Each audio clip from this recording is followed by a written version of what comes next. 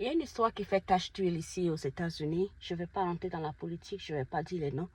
Mais les gens qui vivent ici savent de quoi je parle. Ou sauront de quoi je parle. Il y a une jeune dame qui s'est attachée émotionnellement à l'homme le plus puissant de la Terre. Disons cela.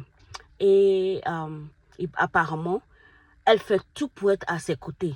S'il dort dans une chambre, elle va dormir devant la porte, par exemple. Il roule dans un véhicule de golf, elle va courir après le véhicule de golf pour s'assurer qu'elle est toujours à sa proximité. Et vous allez me demander, mais elle a quel âge?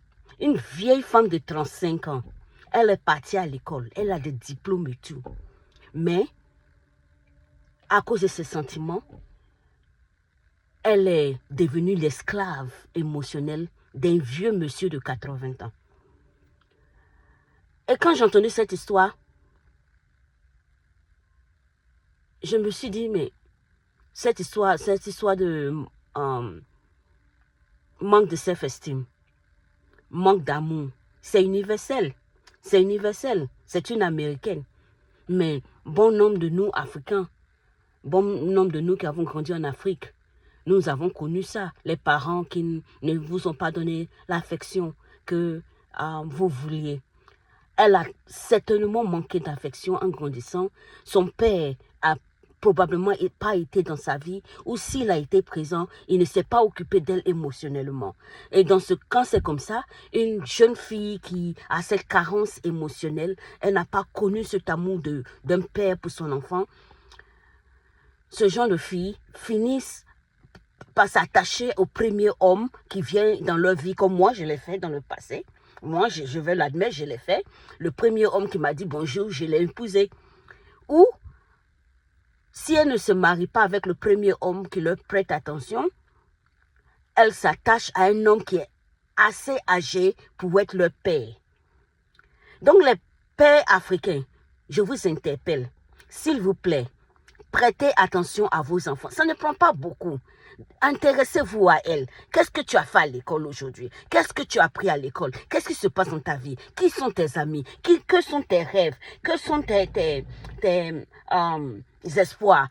Comment est-ce que je peux t'aider à devenir ce que tu es appelé à être? Ce n'est pas leur donner des choses chères ou de l'argent. C'est l'attention. L'attention d'un parent pour son enfant, c'est très, très, très puissant. Et nous, en tant que parents, on ne prête pas attention à ça assez fréquemment. Vous allez me dire, mais où est le problème qu'une jeune fille se mette avec un homme âgé? Vous pensez que Dieu, dans sa bonté, va permettre qu'une fille de 30 ans s'attache à un homme de 80 ans? Quoi, il n'y a pas un homme de sa génération? Les hommes de 30 et 40 ans, ils sont finis? Non, c'est parce qu'elle est blessée émotionnellement. C'est sa recherche de l'amour paternel qu'elle n'a pas reçu, qu'elle essaie de combler en s'attachant à un homme qui a 2 fois son âge, qui lui a prêté attention. Donc, papa africain, pardonnez. Prêtez attention à vos enfants. Prêtez attention surtout à vos filles. Vous pouvez briser la vie de vos filles en ne leur prêtant pas attention. Vous pouvez les détruire en ne leur prêtant pas attention. Mais vous pouvez les bâtir en vous intéressant à elles.